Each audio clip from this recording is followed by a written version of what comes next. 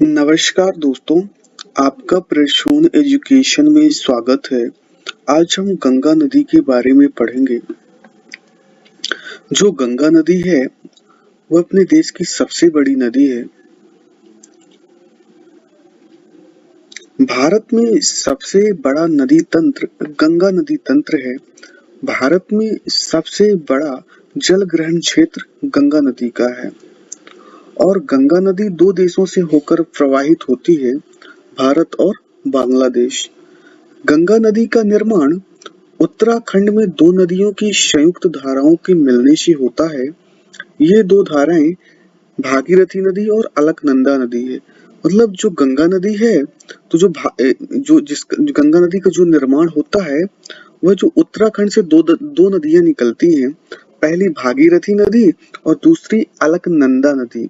तो जब ये दोनों की संयुक्त धारा होती है, तब गंगा नदी का निर्माण होता है। भागीरथी नदी उत्तराखंड में उत्तरकाशी जिले में गौमुख के निकट गंगोत्री ग्लेशियर से निकलती है और जो अलकनंदा नदी है, ये सतोपत ग्लेशियर से निकलती है।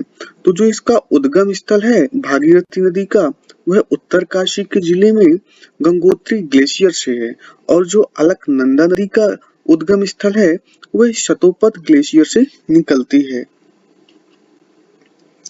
भागीरथी और अलकनंदा नदियां देवप्रयाग में मिलकर गंगा नदी का निर्माण करती हैं।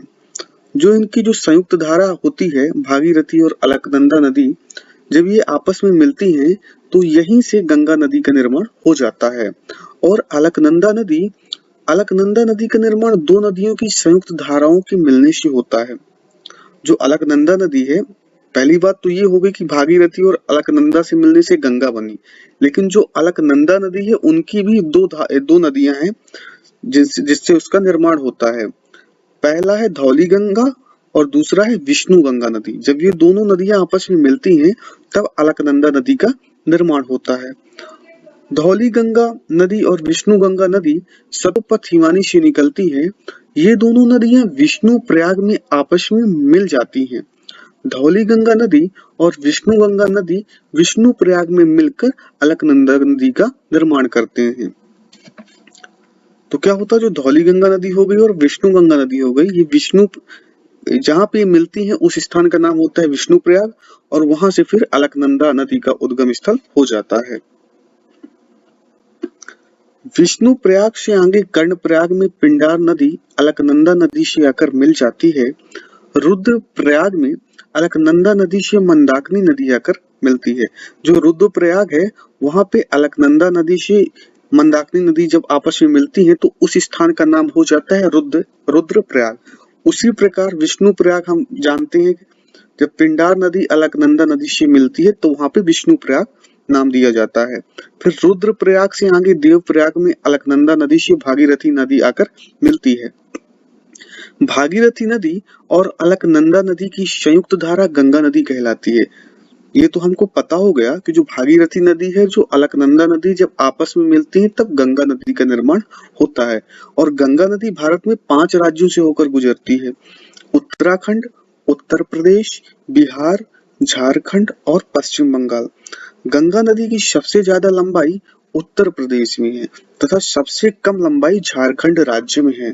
तो जो गंगा नदी की सबसे ज्यादा लंबाई है दोस्तों, वह उत्तर प्रदेश में है और जो सबसे कम लंबाई है, वह झारखंड राज्य में है।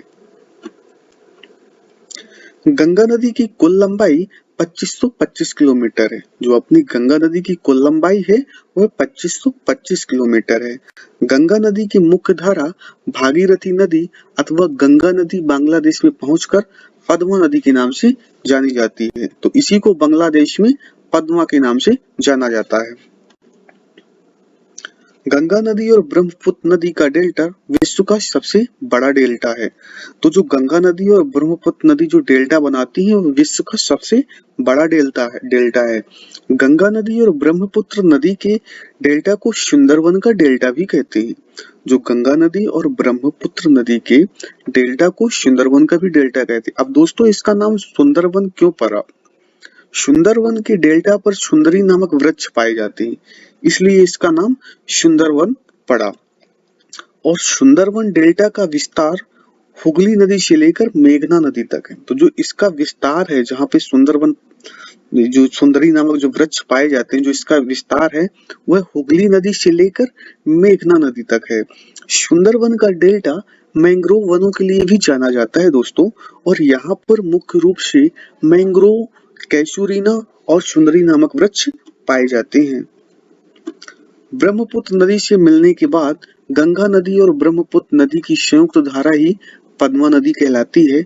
आगे चलकर पद्मा नदी से मेघना नदी अथवा बराक नदी मिलती है।